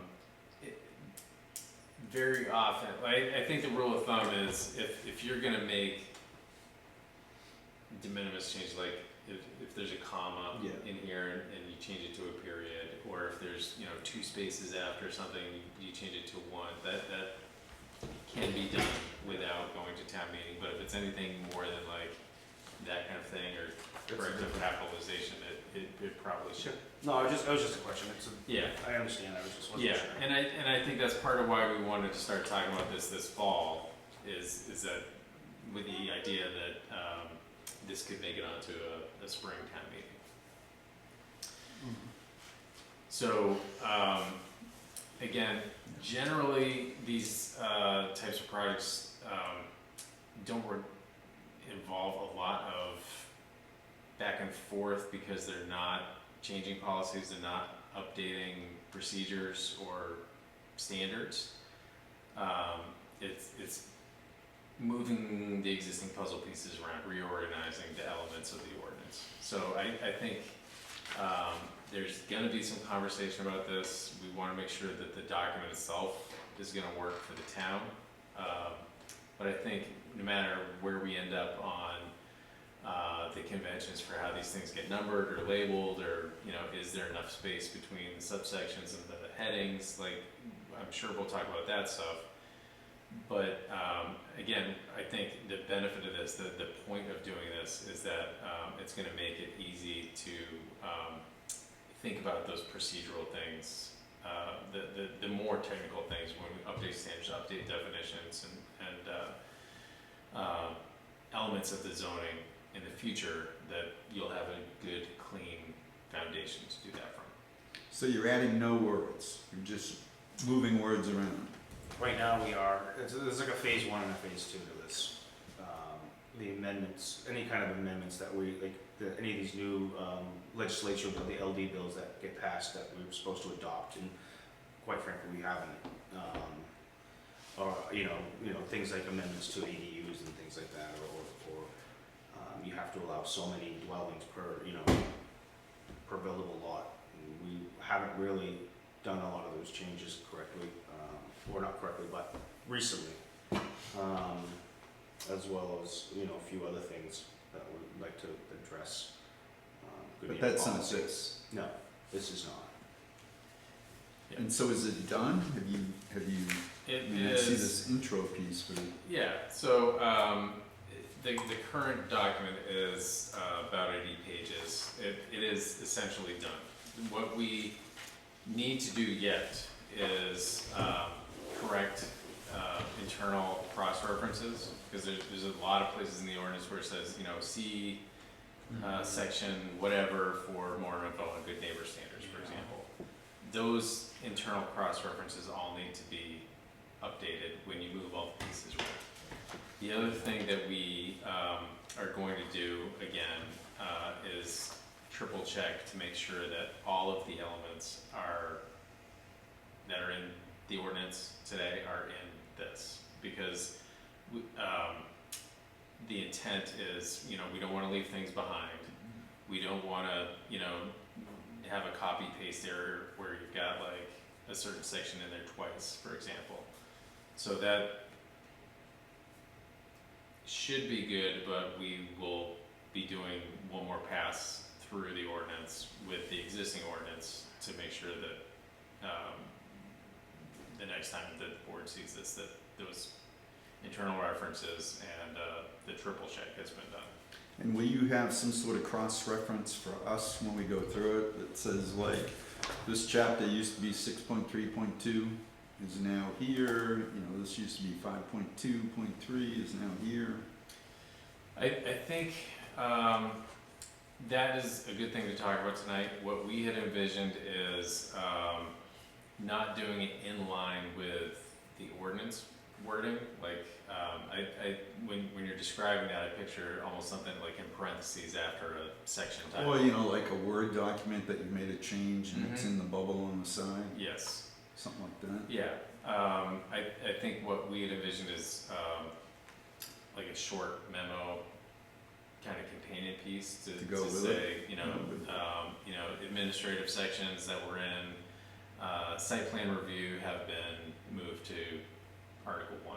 Okay, that would, You know, definitions that were included in the performance standards have been moved to the definition section, that kind of thing. John, I didn't realize that you weren't able to access your planning board email anymore. Everybody got, I emailed it to everybody a week ago or so, whenever I got it.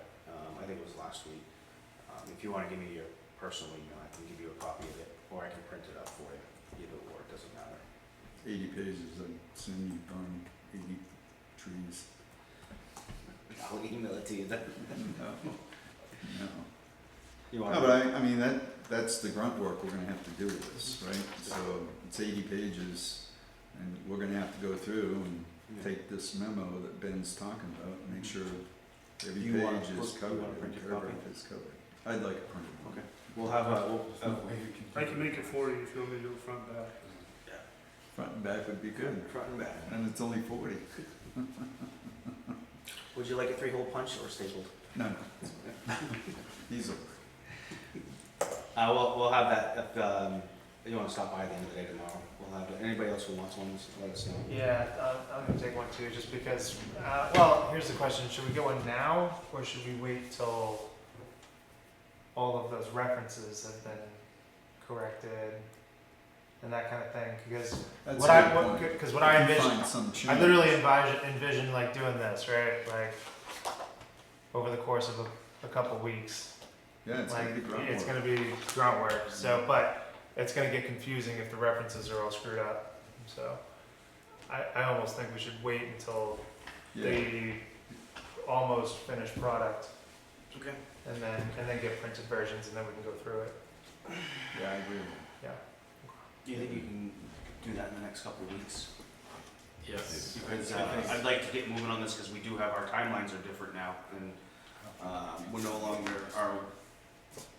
if we wanna put them on a warrant article for the spring, I think I gotta go back and see what my, Bump the town meeting up, right? yeah, it's in April, so I think it's like December or something like that. December. Everything has to be finalized, so it's sooner than later. Okay. Nothing's And we have a public hearing. Yep. I think we can get But doesn't talk This- about star changes. cross references and the triple check done in the next few weeks, certainly, but like by the end of the month. Is there a date before the end of the month? Because we've done I can tell you when our budget timeline is if that's what you're asking me. No, not really. Is there a date? Oh, I'm not coming, I'm not gonna be, Well, you, we need to I'm not sooner coming back rather until, than later I'll be because back Jason tomorrow. said they bumped up the Of this month. meeting. No, I understand that, I was saying that I'm not sure that we can meet Right, that. because it'd be, It's gonna be tough. I think Yes, so. I'm not sure we're gonna be able to, I feel like, maybe if we did some workshops where we were like, okay, Oh, we're and gonna that's, and that was, do these 15 pages tonight, and we go Yeah. through them, and then next time, we'll do these I 15 think we'd pages. actually talked about doing. we did talk about Because doing I time don't feel like workshops. tacking this on the end of a meeting where we just spent 2 hours with X, Mhm. Y, and Z is just gonna be, we're not gonna it's have, counterproductive. well, it's gonna be hard to have the mental stamina to really Well, I focus on it for that duration Yeah, I at the end didn't, of the meeting. I didn't envision that's how we'd do it. I thought we'd all have homework to go through it. And then, and then we'll, soon we'd have to workshop it too. But I think we're gonna have to take on homework and take the document, the errata sheet and the thing at home. And as Andrew described, it's gonna be some painstaking, making sure it's all there. Yeah, but although I do feel like having been there to help us say, in this section, this is what we did, and just give us that little briefing before we do the comparison for each section, will save me some Yeah. time. If I did my homework, I'm like, I wonder about this, I wonder about that, whereas if I had that little, just, We'll have that errata sheet. It may not answer everything to your point, but the errata sheet's a good place to start. Can you have it done by the 17th or no? Or whatever that next meeting is, our next meeting is the 17th? You guys will have them until 7. That's what I mean. I think it would depend on when he's got the other references done too. That's what I mean. Yeah, So I we'll have to find out what we get. If you can do I that. will definitely shoot for that. I feel like the, they keep cranking December, time. December 19th is my zoning articles are due by. Yeah. That might be a bridge. Give or take, It's gonna give be or take. difficult to do that. That's a good. But I don't feel like there is What really is that any date? rush What on is this. that? December 19th. Since we're not changing That's when everything's things, due. how's the rush? It's all structural, A lot more in ours. procedural, I mean, Yeah. it's, So I need a public hearing before then. My hope, going through this is that, the hours that we have spent going through this, like, you will be able to check, like, more of a spot check rather than go through as a group, 20 hours over 10 workshops. I think, the idea here is that, there should be a few things that you can key in on, that you're like, where did this go? Okay. Where did this go? Okay. But I also would be interested in if there's gonna be conversations about, why did, the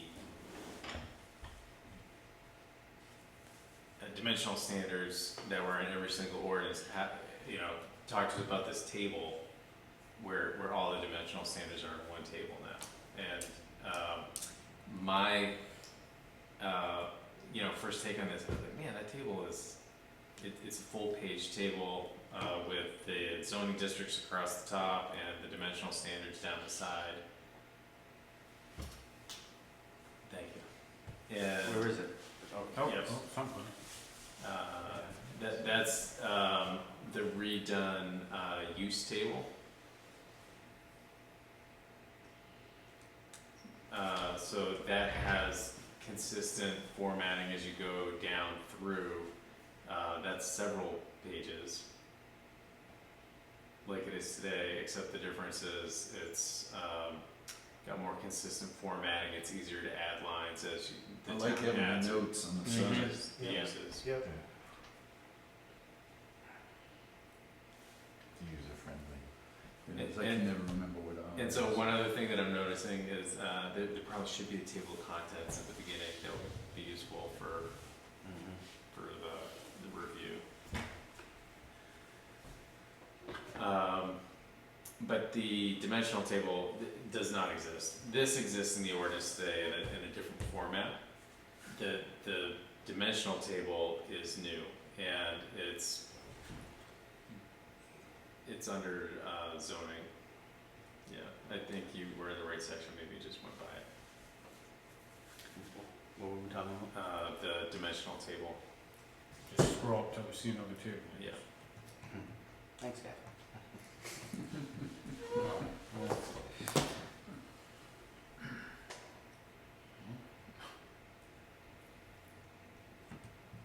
Ben, are we gonna be the only group that reviews this? The select board needs to, I believe, I'm not gonna commit them to a process that they don't go to, but I believe that their process is to review it and have a public hearing as part of the setting the warrants. Warren Finance will do it, Yeah. they'll vote on, whatever they wanna, but, where was the dimensional one? I'm Before gonna the- see if I can find it in mine. Is it a table just like we were just looking at? Yep.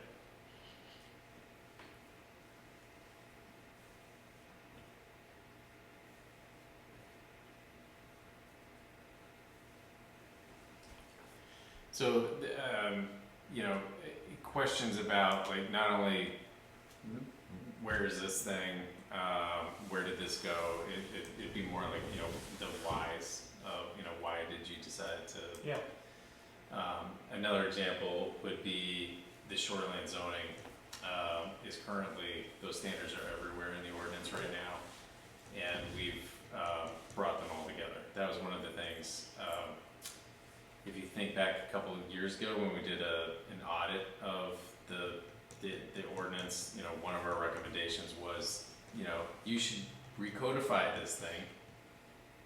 And, you should also get the, subdivision ordinance into it, and you should get the shoreline zoning out of it. And, you know, there were a number of other things, and the charge that we had was, you know, pretty specific. It wasn't everything all at once. It was, you know, the first step is like, just do the recodification, and then that'll set the stage for, that's okay.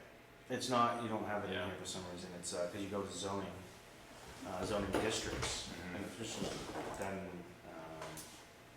when I follow zoning, it doesn't, Okay, I haven't found a chart. Alright. I've been looking for it, but, I've scrolled through the whole Yep. thing.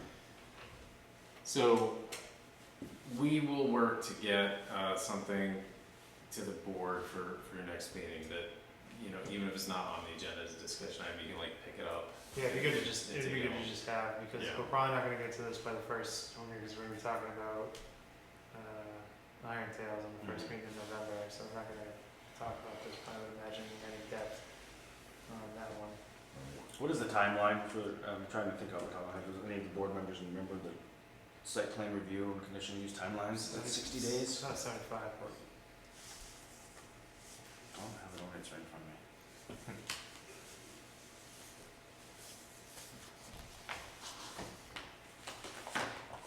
from the time an application is accepted.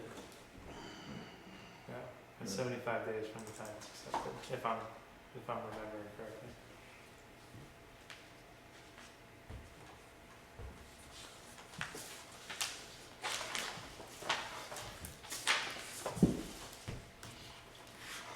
So, this will not make any changes to those. Yeah, no, that's, I'm tracking with you on that. 75 days. Look at you, Oh, see, I read. someone's been reading. I just did this.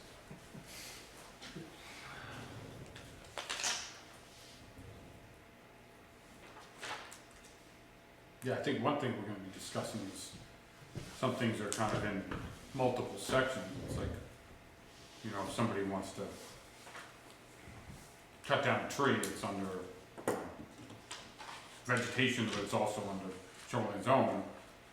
Have we now made it so it's only under shoreline zone or only under, like, there's some of the discussion of like, as you consolidate into these new categories, are we making it so that somebody may overlook it because they're doing something, I'm doing something in a different area.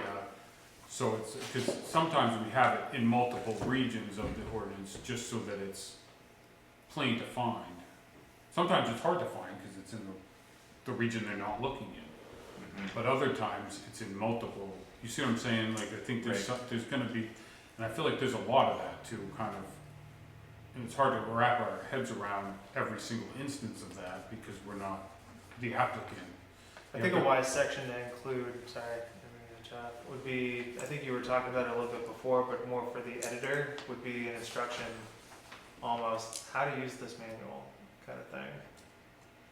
I don't know in depth what that would look like per se, but like, just like front page admin, like, you know, are you, what zone are you in, you know what I mean? Like, kind of like a, Yeah, when you a open decision this, tree, almost when like, you like, open like a this decision manual, tree, yeah. these are the things to consider. Like, Yeah, if exactly. You You know, when, you know, what, you know. yeah, you know, this is how you use this thing, you know, what question are you going to answer, all that kind of stuff. Like I said, How That's to, something to how talk to about. determine if your Yeah. conditional use site plan review, that what kind of that, thing. Like, what that where looks are- like is, you know, I don't know exactly what that looks like, but I see that being useful. I know that comes in a lot of other technical manuals I've looked at in the past. I have seen a few other land use ordinances do something like that, and then sometimes it's a, you know, question, and, you know, what do you wanna do? Right. Go see this section, and, you know, do you know what zone you're in? Go to the zoning map, Yeah. and sometimes it's more of a flow chart. Yeah. I think, our first objective,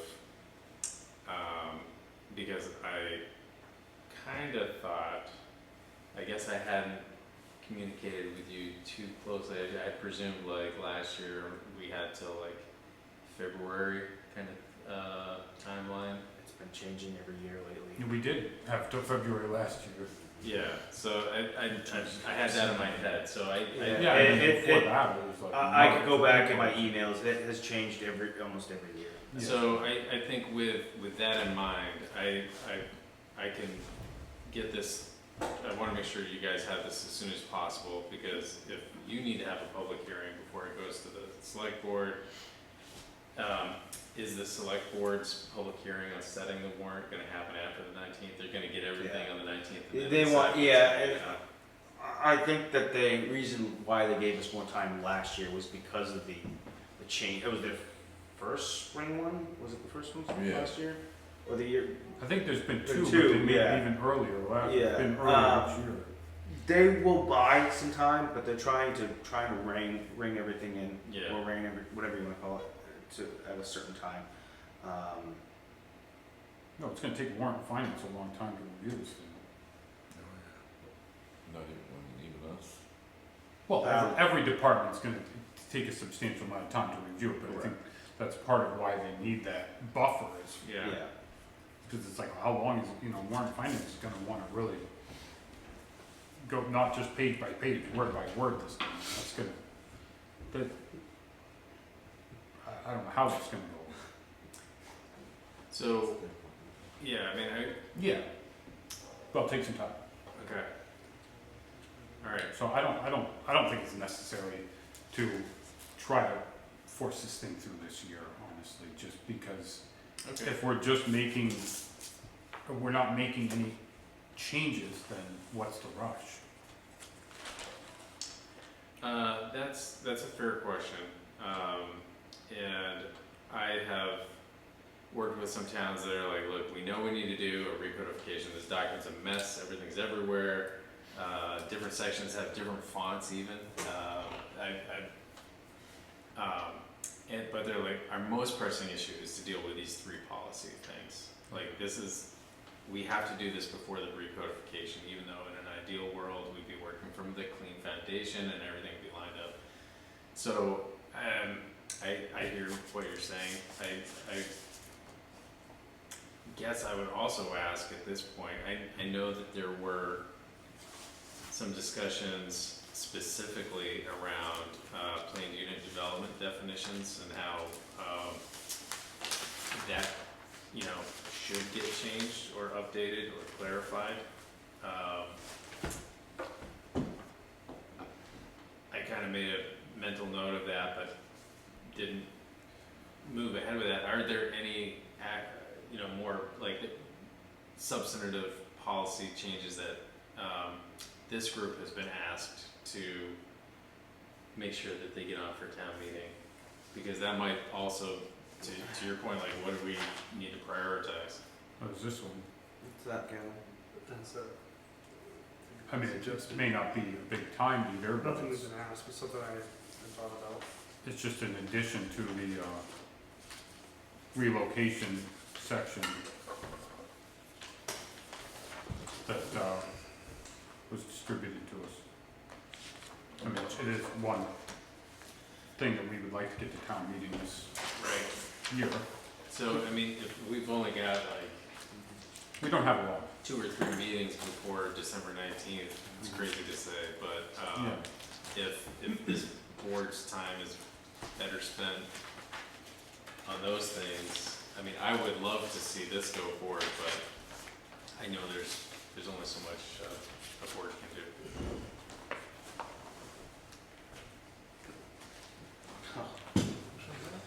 The critical rural, one dwelling unit equals Yeah, that, point two.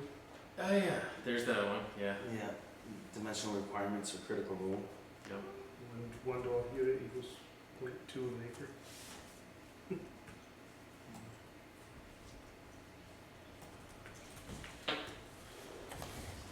What page? 44, it's, the dimensional standards for critical rule, it just, doesn't read right.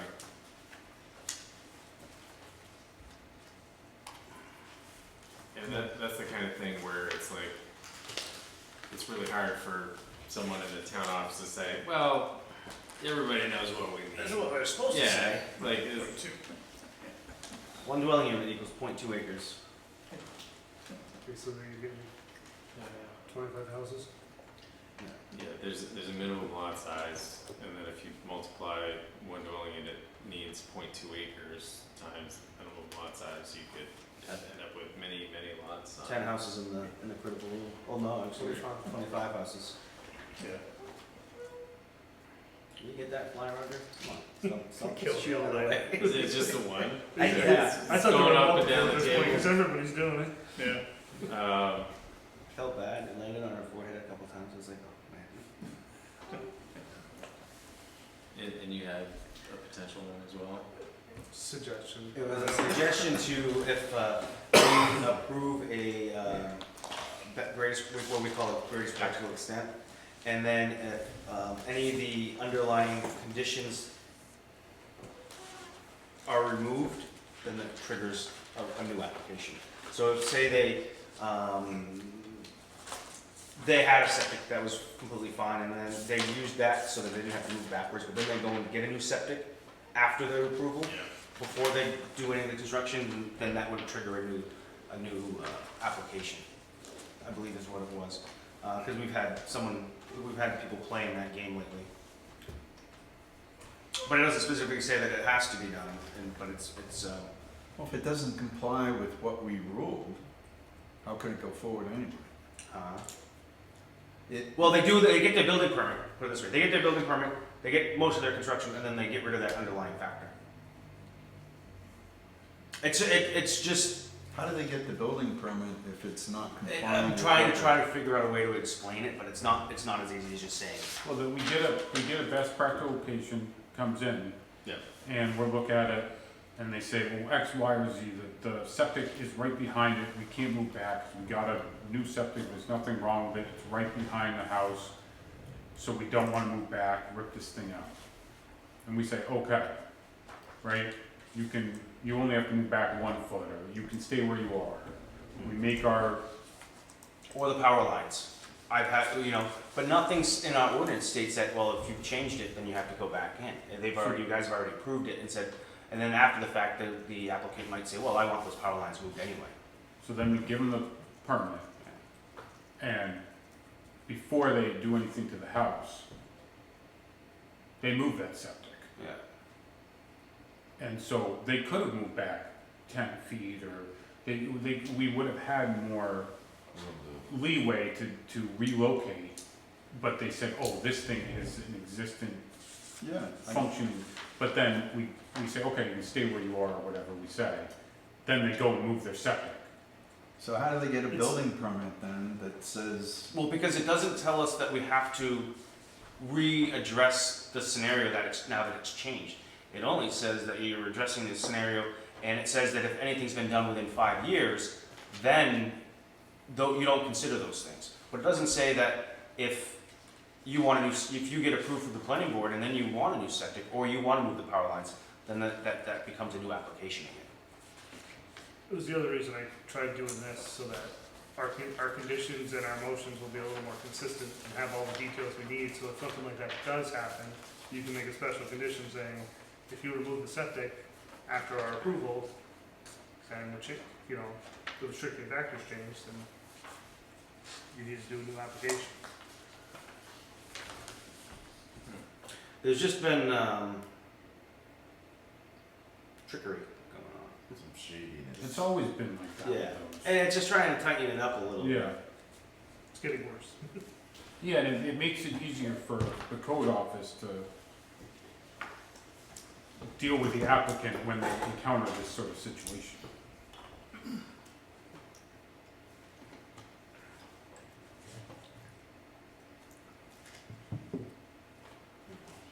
So should we talk sometime in the next few days about how the recode schedule fits in, or do you see this, moving ahead with? Well, I will be out of any communication range by Tuesday. I'll be in Alaska on Saturday morning.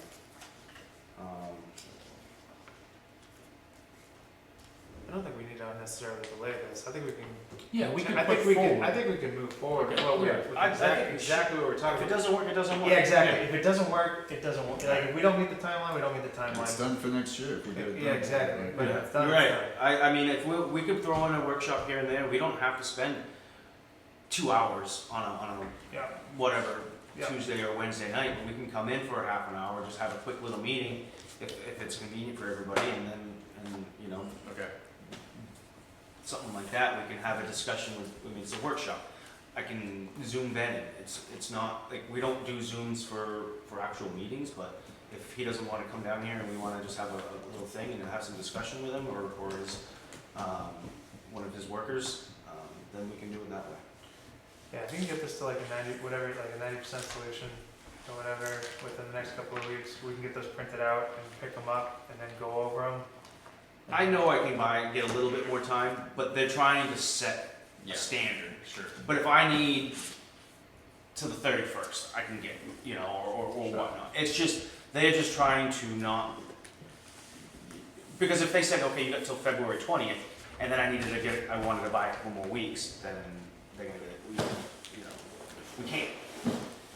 So, and they don't wanna have all these other committees struggling to get, get their meetings in and get what they need done and all that other stuff, so.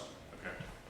So I'll make sure these are done and available to get printed off for the next time you guys meet. Yep.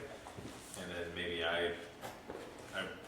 sounds like I won't be at that meeting anyway, and then we'll have to talk if, Yeah, I think, if I'm here the first meeting in November, maybe we can talk about it. I think the November one will be definitely a good time for you to come, especially the way I think this, Yeah. this application's gonna be going through. Right. I think it's something that, so the first. You'll have a plan and memo for the first meeting in November. Yeah, no, I think it's November 6th is our first meeting. Cool. What do we have for is it the 17th of October? nothing right now. Okay. Maybe some recodification talk. I don't know. But as of right now, I don't have anything on the agenda. I wasn't sure what were they gonna do with their 2 applications, if they could go simultaneously or if they were gonna go separately. So I was leaving it up to her, but it sounds like the board, as well as them, really would, I think it sounds better just to keep it go together. So I think, and I don't know if she'll be back again, because I know Kendra should be back from her, she was on maternity leave, so. She might be back, and she was just filling in. I haven't heard anything back about the MAPES one either. They were just working on compiling some documentation and whatever it was, finalizing some of the stuff. So that's still in the works, and I know that we What had. did we leave off with them? Just, we looked at the preliminary? And now they're getting everything together. No, that was sketch plans. Sketch Now plan, they're getting yeah. everything together for preliminary. Then we had a individual, well, I think you were out, you might have been here for a meeting. He's for a one-lot Site plan. subdivision. Oh, so, yeah. Yeah, he's now going forward with getting all this stuff to actually bring, he didn't want to spend the money on, and I don't blame him, on a subdivision if it didn't make sense, getting it surveyed and stuff. So he's working on that, waiting to know when he's going to come back. But yeah, so we have some things in the works, just time, you know, hopefully they don't hit us at once, because that would really make for some fun nights.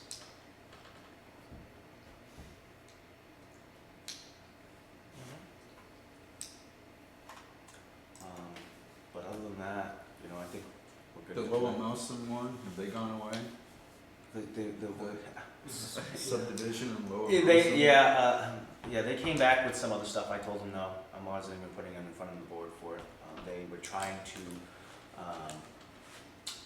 they got an engineer to tell them that they were allowed 2 lots in the shoreline zone for subdivision. I was like, no you don't, because what he forgot to read was the more restrictive zone takes precedent, which puts you back at critical rule. I haven't heard from him since. That was 3 or 4 weeks ago. I don't know what they're gonna do, but I just can't let them keep on coming into the board, because they're not listening. Yeah, they're eating up our time. And the last one was not a good meeting when they came. No. Other than that, I don't really have anything. I'm But still not much for next time. Yeah, Right now.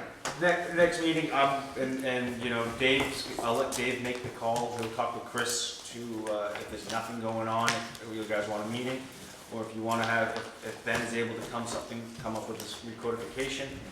I'm gonna, share, Dave's email with Ben so that he communicates with him. And we have those other 2 potential amendments, however small, that still need to be discussed. Yep. That we could address. And they gotta go in front of the legal too at the same time. Yeah, we gotta do legal, we gotta do a hearing, which we have the time frames, and so it'd be, maybe we could be kind of focused on town meeting stuff at the next meeting, potentially. Anything going on with a comprehensive plan? Nope. Good luck with that one. People have been trying that one for years. That gets nowhere. Right, John? No, but apparently they can do the mass gathering one. I don't even know if they are. I just know that they've been talking about updating it because of this particular scenario. Why do you think mass gathering has a separate ordinance from the zoning ordinance? Ben, is that a typical thing in town? It is, it's, yeah, very typical. Yeah. It's not a land use ordinance per se, it's part of a town's code of ordinances, but it's not. Special permission? Yeah. It's like a liquor license or a food license ordinance is not part of your land use ordinance. Well, part of it is they have to pay a fee to do the mass gathering, right? Yes. Yeah. I mean, there's fees for things like site plan subdivision, that kind of stuff. Right, but every mass gathering, there was I don't know what the fee was, but there'd be a fee for every one. So if we said you could do 10 of these things, there'd be a fee collected for every one of them, whereas if we say you can just do these on the weekends, there'd be no fee. Yeah, I don't know if that's what their major concern is. No, I don't think it's a concern, I'm just trying to think of some of the differences Yeah. of having the mass gathering. I mean, I know the noise one is huge, but That's good, that I just think, yeah, I'm not good. we'll get there. Yeah. We'll get there. Would the chair make a motion that we adjourn? I'll second. All in favor? All opposed? All right, meeting adjourned.